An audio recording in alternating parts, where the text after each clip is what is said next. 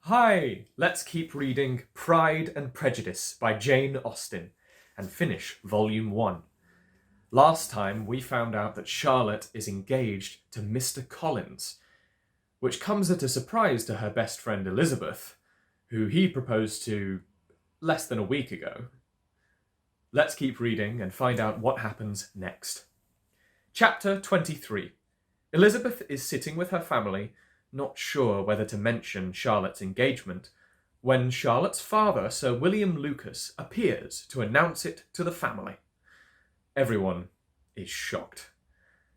Mrs. Bennet explains that he must be mistaken, and the youngest sister, Lydia, says, "Good Lord, Sir William, how can you tell such a story? Do not you know that Mr. Collins wants to marry Lizzie?" Aw, she doesn't know any better. Sir William patiently assures them that it is true, but when he takes his leave, Mrs. Bennet completely loses it. In the first place, she persisted in disbelieving the whole of the matter. Secondly, she was very sure that Mr. Collins had been taken in. Thirdly, she trusted that they would never be happy together. And fourthly, that the match might be broken off. Now, I think it's important not to judge Mrs. Bennet too harshly for this. Remember, let's look at the facts. First, her daughter was proposed to. Secondly, her daughter rejected the proposal. Third, the person who proposed to her daughter withdrew his proposal.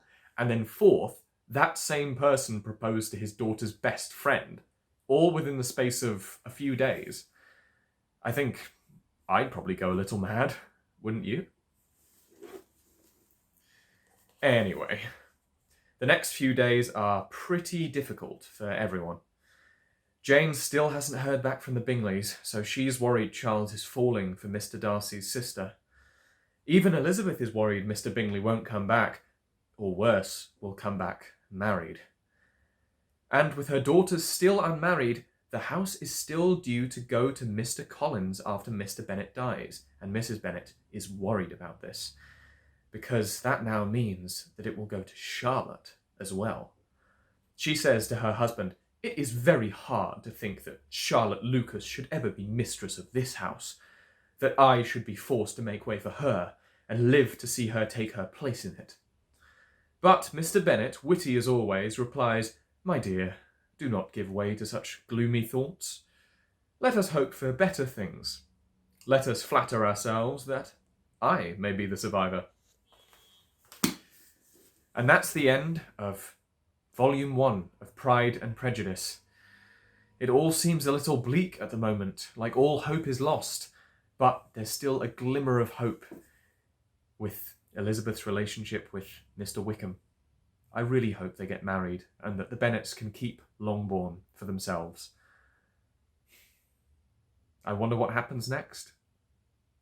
I'm Seth Bentley from the Idol Tutor Studio. Join me in the new year and we'll start reading Volume 2 together. I'll see you soon. Bye-bye for now.